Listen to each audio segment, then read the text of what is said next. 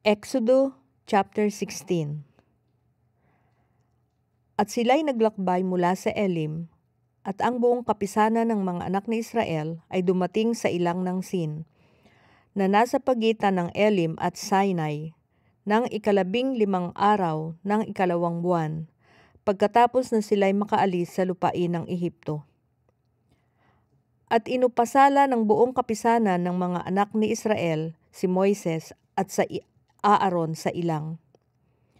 At sinabi sa kanila ng mga anak ni Israel, namatay na sana kami sa pamamagitan ng kamay ng Panginoon sa lupain ng Ehipto, nang kami ay nauupo sa tabi ng mga palayok ng karne, nang kami ay kumakain ng tinapay hanggang sa mabusog.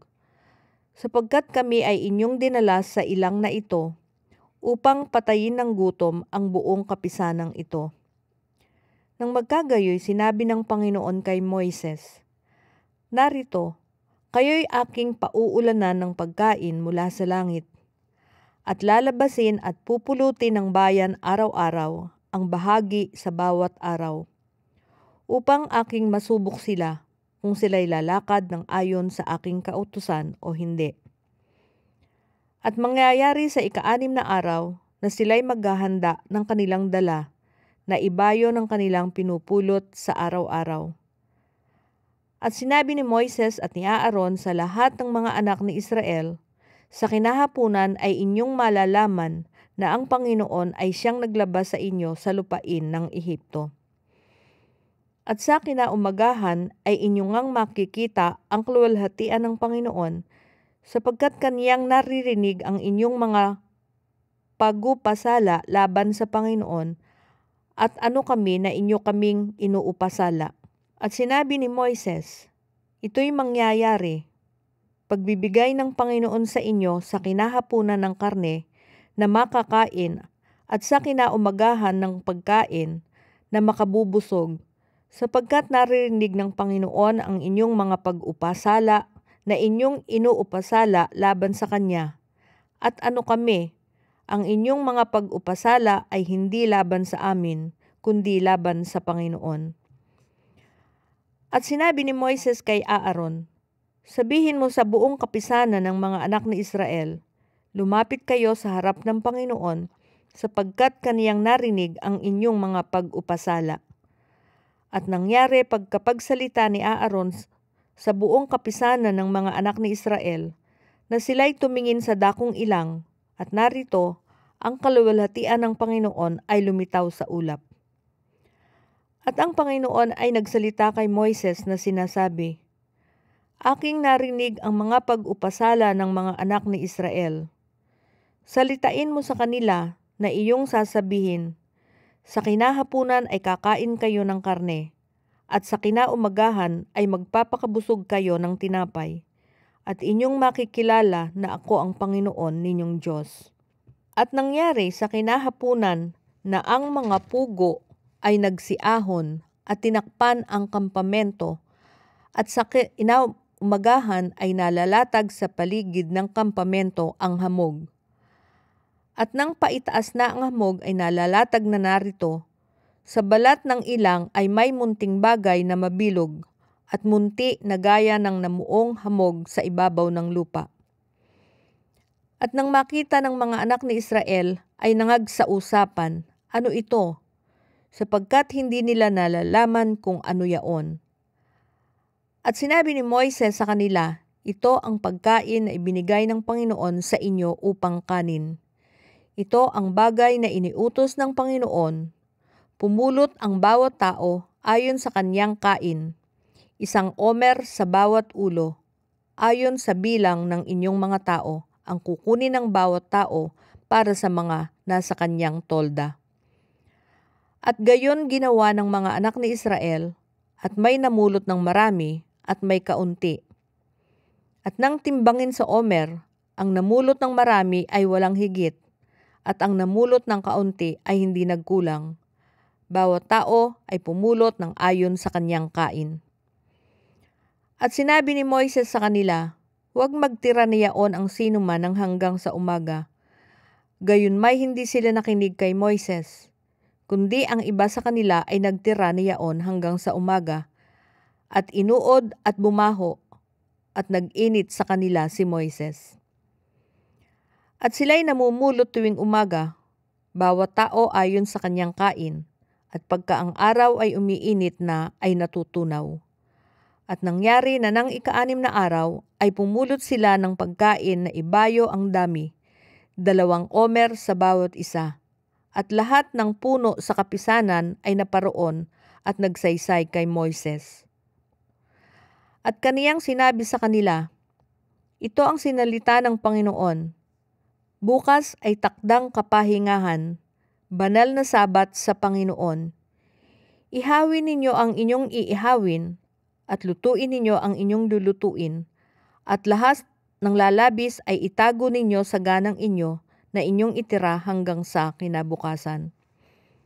At kanilang itinago hanggang sa kinaumagahan gaya ng iniutos ni Moises, at hindi bumaho ni nagkaroon ng anumang uod. At sinabi ni Moises, kanin ninyo yaon ngayon sapagkat ngayoy sabat na ipinangingilin sa Panginoon. Ngayoy hindi kayo makakasumpong sa parang. 6 na araw na inyong pupulutin, datapwat sa 7 araw ay sabat, hindi magkakaroon. At nangyari sa 7 araw na lumabas ang iba sa bayan upang mamulot at walang nasumpungan. At sinabi ng Panginoon kay Moises, hanggang kailan tatanggihan ninyo ganapin ang aking mga utos at ang aking mga kautusan? Tingnan ninyo na sapagkat ibinigay ng Panginoon sa inyo ang sabat, kung kaya't kanyang ibinibigay sa inyo sa ika-6 na araw ang pagkain nang sa 2 araw. Matira ang bawat tao sa kanyang kinaroroonan, huwag umalis ang sinuman sa kaniyang kinaroroonan sa 7 araw. Kaya ang bayan ay nagpahinga sa 7 araw, at yaoy pinangalan ng sambahayan ng Israel na mana, at kaparis ng buto ng kulantro, maputi, at ang lasa niyaon ay kasing lasa ng manipis na tinapay na may pulot. At sinabi ni Moises, ito ang bagay na iniutos ng Panginoon. Punuin ninyo ang 1 omer ng mana ng inyong ingatan sa buong panahon ng inyong mga lahi, upang kanilang makita ang pagkain na aking ipinakain sa inyo sa ilang nang kayo'y aking ilabas sa lupain ng Ehipto. At sinabi ni Moises kay Aaron, kumuha ka ng 1 palyok at sidlan mo ng 1 omer na puno ng mana, at ilagay mo sa harap ng Panginoon upang maingatan sa buong panahon ng inyong mga lahi. Kung paanong iniutos ng Panginoon kay Moises, ay gayon inilagay ni Aaron sa harap ng patutuo upang ingatan. At ang mga anak ni Israel ay kumain ng mana na 40 taon hanggang sa sila'y dumating sa lupaing tinatahanan. Sila'y kumain ng mana hanggang sa sila'y dumating sa mga hangganan ng lupain ng Kanaan. Ang 1 omer nga ay 10 bahagi ng 1 efa. Chapter 17. At ang buong kapisanan ng mga anak ni Israel ay naglakbay mula sa ilang ng Sin, sa kanilang paglalakbay ayon sa utos ng Panginoon, at humantong sa Refidim, at walang tubig na mainom ang bayan. Kaya't ang bayan ay nakipagtalo kay Moises at nagsabi, bigyan mo kami ng tubig na aming mainom. At sinabi ni Moises sa kanila, bakit kayo nakikipagtalo sa akin? Bakit ninyo tinutukso ang Panginoon? At ang bayan ay nauhaw at inupasala ng bayan si Moises. At sinabi, bakit mo kami isinampa rito mula sa Ehipto? Upang patayin mo kami sa uhaw at ang aming mga anak at ang aming kawan. At si Moises ay dumaing sa Panginoon na nagsasabi, anong aking gagawin sa bayang ito? Kulang na lamang batuhin nila ako. At sinabi ng Panginoon kay Moises, dumaan ka sa harap ng bayan at ipagsama mo ang mga matanda sa Israel, at ang iyong tungkod na iyong pinalo sa ilog ay tangnan mo sa iyong kamay at yumaan ka. Narito, ako'y tatayo sa harap mo roon sa ibabaw ng bato sa Horeb, At iyong papaluin ang bato at lalabasan ng tubig upang ang bayan ay makainom. At gayon ginawa ni Moises sa paningin ng mga matanda sa Israel. At tinawag nila ang pangalan ng dakong yaon na Masa at Meriba dahil sa pakikipagtalo ng mga anak ni Israel at dahil sa kanilang tinukso ang Panginoon na kanilang sinasabi, ang Panginoon ba'y nasa gitna natin o wala? Nang magkagayoy dumating si Amalek at nakipaglaban sa Israel sa Repidim. At sinabi ni Moises kay Josue, ipili mo tayo ng mga lalaki at ikaw ay lumabas. Lumaban ka kay Amalek. Bukas ay tatayo ako sa taluktok ng burol na aking tangan ang tungkod ng Diyos sa aking kamay. Gayon ginawa ni Josue gaya ng sinabi ni Moises sa kanya at lumaban kay Amalek.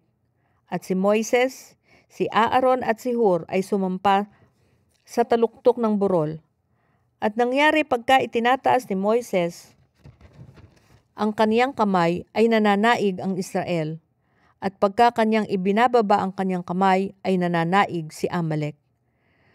Datapot ang mga kamay ni Moises ay nangalay at sila'y kumuha ng isang bato at inilagay sa ibaba at kanyang inupuan at inalalayan ni Aaron at ni Hur ang kanyang mga kamay, ang isay sa isang dako at ang isay sa kabilang dako, at ang kaniyang mga kamay ay nalagi sa itaas hanggang sa paglubog ng araw. At nilito ni Josue si Amalek at ang kanyang bayan sa pamamagitan ng talim ng tabak. At sinabi ng Panginoon kay Moises, isulat mo ito na pinakaalaala sa isang aklat at ipagbigay alam mo kay Josue na aking ipalilimot ang pag-alaala kay Amalek sa silong ng langit. At nagtayo si Moises ng isang dambana at pinanganlang Jehovah Nisi. At kanyang sinabi, isinumpa ng Panginoon, ang Panginoon ay makikipagdigma kay Amalek sa buong panahon ng lahi nito.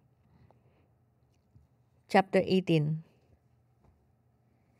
Si Jethro nga, saserdote sa Madian, biyanan ni Moises ay nakabalita ng lahat na ginawa ng Diyos kay Moises at sa Israel na kanyang bayan, kung paanong inilabas ng Panginoon ang Israel sa Ehipto. At ipinagsama ni Jethro na biyanan ni Moises, si Sipora na asawa ni Moises, pagkatapos na kaniyang maipadala sa kanilang ama. At ang dalawa niyang anak na lalaki, na ang pangalan ng isa'y Gersom, sapagkat sinabi ni Moises, ako'y nakipamayan sa ibang bayan. At ang pangalan ng isa'y Eliezer, sapagkat kaniyang sinabi, ang Diyos ng aking ama naging saklolo at ako'y iniligtas sa tabak ni Paraon. At si Jethro na biyanan ni Moises ay dumating na kasama ang kaniyang mga anak at ang kaniyang asawa kay Moises sa ilang na kanyang hinantungan sa tabi ng bundok ng Diyos.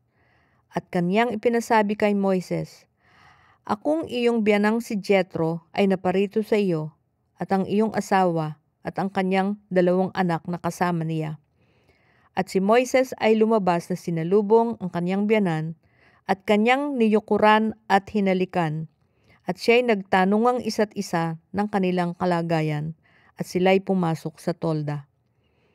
At isinaysay ni Moises sa kanyang biyanan ang lahat ng ginawa ng Panginoon kay Paraon at sa mga Ehipsyo dahil sa Israel, ang buong hirap na kanilang naranasan sa daan at kung paanong iniligtas ng Panginoon sila.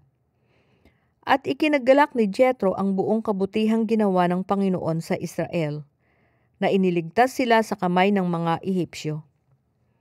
At sinabi ni Jethro, purihin ang Panginoon na nagligtas sa inyo sa kamay ng mga Ehipsyo at sa kamay ni Paraon na siyang nagligtas sa bayan sa kamay ng mga Ehipsyo.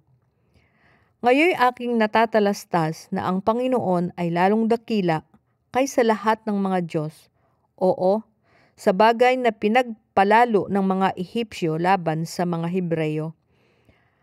At si Jethro na biyanan ni Moises ay kumuha ng handog na susunugin at mga hain para sa Diyos. At si Aaron ay naparoon at ang lahat ng matanda sa Israel upang kumain ng tinapay na kasalo ng biyanan ni Moises sa harap ng Diyos.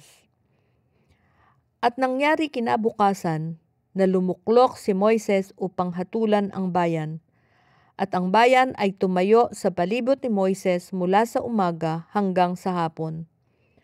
At nang makita ng biyanan ni Moises ang lahat ng kanyang ginagawa sa bayan, ay nagsabi, "Anong bagay itong ginagawa mo sa bayan? Bakit nauupo kang mag-isa at ang buong bayan ay nakatayo sa palibot mo mula sa umaga hanggang sa hapon?" At sinabi ni Moises sa kanyang biyanan, "Sapagkat ang bayan ay lumalapit sa akin upang sumangguni sa Diyos. Pagka sila'y may usap ay lumapit sa akin at aking hinahatulang isa't isa at aking ipinakikilala sa kanila ang mga palatuntunan ng Diyos at ang kaniyang mga kautusan."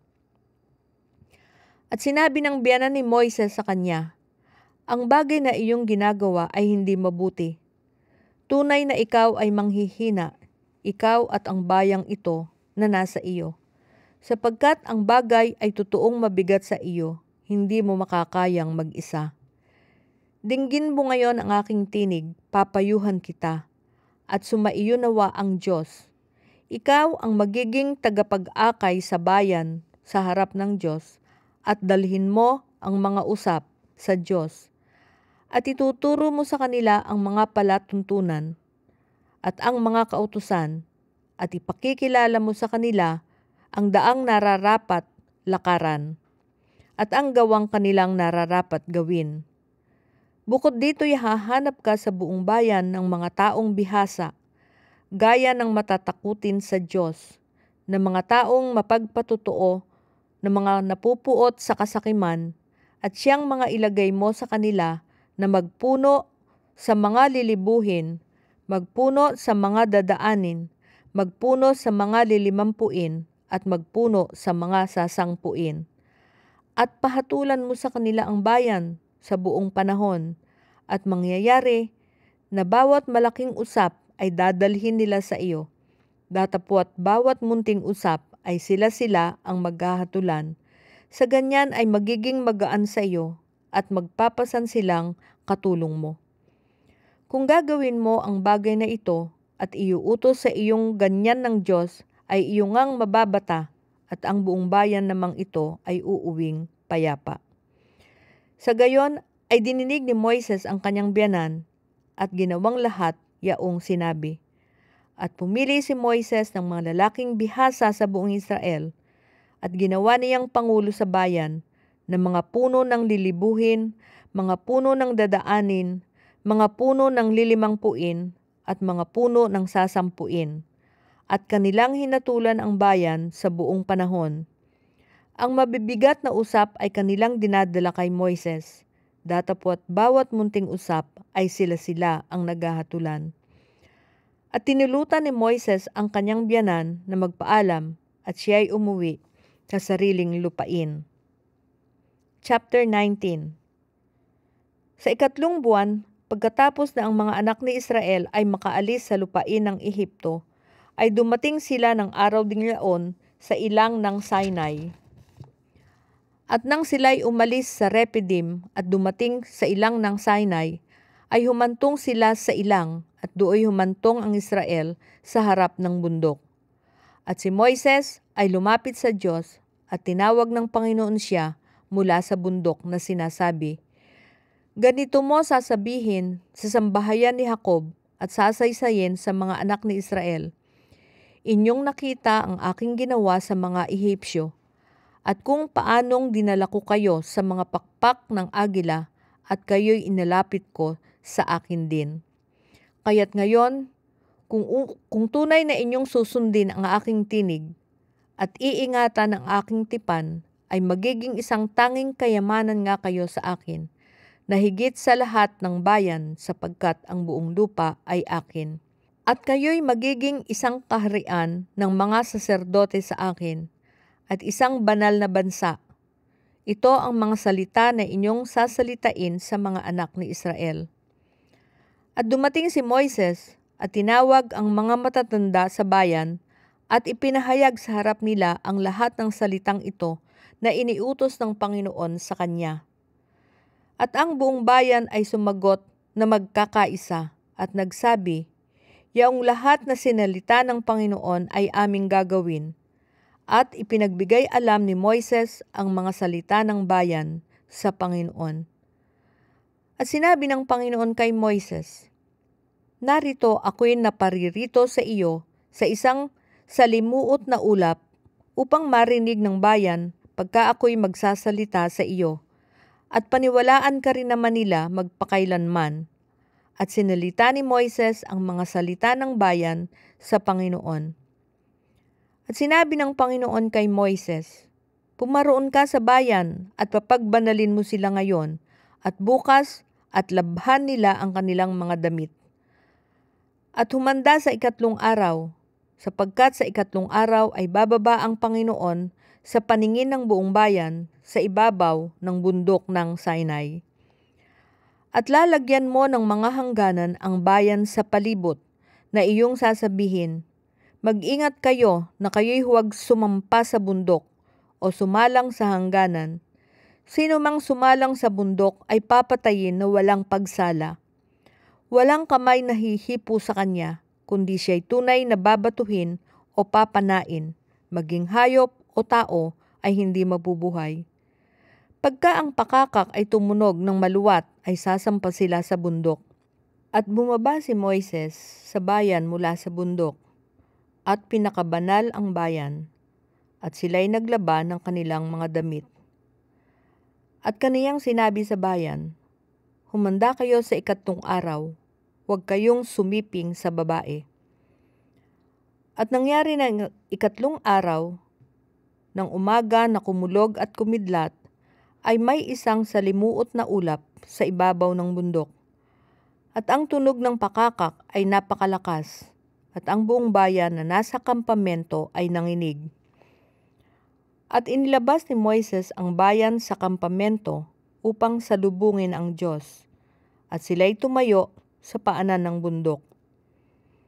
At ang bundok ng Sinai ay umuusok, sapagkat ang Panginoon ay bumaba sa ibabaw na yaon na nasa apoy, at ang usok na yaon ay napailan lang na parang usok ng isang hurno, at ang buong bundok ay umuugang mainam. At nang lumalakas ang tunog ng pakakak, ay nagsalita si Moises at sinasagot siya ng Diyos sa pamamagitan ng tinig. At ang Panginoon ay bumaba sa ibabaw ng bundok ng Sinai, sa taluktok ng bundok, at tinawag ng Panginoon si Moises sa taluktok ng bundok, at si Moises ay sumampa. At sinabi ng Panginoon kay Moises, "Bumaba ka, pagbilinan mo ang bayan, baka sila'y lumagpas upang makita ang Panginoon, at mamamatay ang karamihan sa kanila. At gayon din ang mga saserdote na lumalapit sa Panginoon ay papagbanalin mo, baka ang Panginoon ay hindi makapagpigil sa kanila." At sinabi ni Moises sa Panginoon, "Ang bayay hindi makasasampa sa bundok ng Sinai, sapagkat iyong pinagbilinan kami na iyong sinabi, lagyan mo ng hangganan sa palibot ang bundok at iyong ariing banal." At sinabi ng Panginoon sa kanya, "Yumaon ka, bumaba ka at ikaw ay sasampa, ikaw at si Aaron na iyong kasama. Ngunit ang mga saserdote at ang bayan ay huwag lumampas sa mga hangganan upang lumapit sa Panginoon, baka siya ay hindi makapagpigil sa kanila."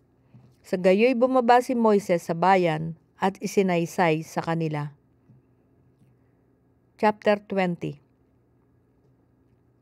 At sinalita ng Diyos ang lahat ng salitang ito na sinasabi, "Ako ang Panginoon mong Diyos na naglabas sa iyo sa lupain ng Ehipto, sa bahay ng pagkaalipin. Huwag kang magkakaroon ng ibang mga Diyos sa harap ko. Huwag kang gagawa para sa iyo ng larawang inanyuan o ng kawangis man ng anumang anyong nasa itaas sa langit, o ng nasa ibaba ng lupa, o ng nasa tubig sa ilalim ng lupa. Huwag mong yuyukuran sila, o paglingkuran man sila, sapagkat akong Panginoong mong Diyos ay Diyos na mapanibughuin, na aking dinadalaw ang katampalasanan ng mga magulang sa mga anak hanggang sa ikatlo at ikaapat na salin ng lahi ng mga napupuot sa akin. At pinagpapakitaan ko ng kaawaan ang libu-libong umiibig sa akin at tumutupad ng aking mga utos. Huwag mong babanggitin ang pangalan ng Panginoon mong Diyos sa walang kabuluhan, sapagkat hindi aariin ng Panginoong walang sala ang bumanggit ng kanyang pangalan sa walang kabuluhan. Alalahanin mo ang araw ng Sabat upang ipangilin. 6 na araw na gagawa ka at iyong gagawin ang lahat ng iyong gawain. Ngunit ang ikapitong araw ay Sabat sa Panginoon mong Diyos. Sa araw na iyan ay huwag kang gagawa na anumang gawa. Ikaw, ni ang iyong anak na babae, na lalaki, ni ang iyong aliping lalaki, ni babae, ni ang iyong baka, ni ang iyong taga-ibang lupa na nasa loob ng iyong mga pintuang daan. Sapagkat sa 6 na araw ay ginawa ng Panginoon ang langit at lupa, ang dagat at lahat ng nangaroon. Ang nagpahinga sa ikapitong araw, na anupat pinagpala ng Panginoon ang araw ng Sabat at pinakabanal. Igalang mo ang iyong ama at ang iyong ina, upang ang iyong mga araw ay tumagal sa ibabaw ng lupa na ibinibigay sa iyo ng Panginoon mong Diyos. Huwag kang papatay, huwag kang mangangalunya, huwag kang magnanakaw, huwag kang magbibintang sa iyong kapwa. Huwag mong iimbutin ang bahay ng iyong kapwa, huwag mong iimbutin ang asawa ng iyong kapwa, ni ang kanyang aliping lalaki o babae, ni ang kanyang baka, ni ang kanyang asno, ni anumang bagay na iyong kapwa. At nakikita ng buong bayan ang mga kulog at ang mga kidlat, at ang tunog ng pakakak at ang bundok na umuusok, at nang makita ng bayan ay nanginig sila at tumayo sa malayo. At sinabi nila kay Moises, "Magsalita ka sa amin at aming didinggin. Datapwat huwag magsalita ang Diyos sa amin, baka kami ay mamatay." At sinabi ni Moises sa bayan, "Huwag kayong matakot, sapagkat ang Diyos ay naparito upang subukin kayo, at upang ang takot sa Kanya ay sumainyo, upang huwag kayong magkasala." At ang bayan ay tumayo sa malayo, at si Moises ay lumapit sa salimuot ng kadiliman na kinaroroonan ng Diyos. At sinabi ng Panginoon kay Moises, "Ganito mo sasabihin sa mga anak ni Israel, kayo ang nakakita na ako'y nakipag-usap sa inyo mula sa langit. Huwag kayong gagawa ng ibang mga Diyos na iaagapay sa akin, ng mga Diyos na pilak o ng mga Diyos na ginto. Huwag kayong gagawa para sa inyo. Isang damba ng lupa ang inyong gagawin sa akin, at inyong ihahain doon ang inyong mga handog na susunugin, at ang inyong mga handog tungkol sa kapayapaan, ang inyong mga tupa, at ang inyong mga baka. Sa lahat ng dakong aking ipinapaalala, ang aking pangalan ay paparoonan kita at pagpapalain kita. At kung igagawa mo ako ng isang damba ng bato, ay huwag mong itatayong may tapyas, sapagkat kung iyong gamitin ang iyong patalim doon, ay iyong nilapastangan yaon. Ni huwag kang sasampa sa aking dambana sa pamamagitan ng mga baitang, upang ang inyong kahubaran ay huwag malitaw sa ibabaw niyaon.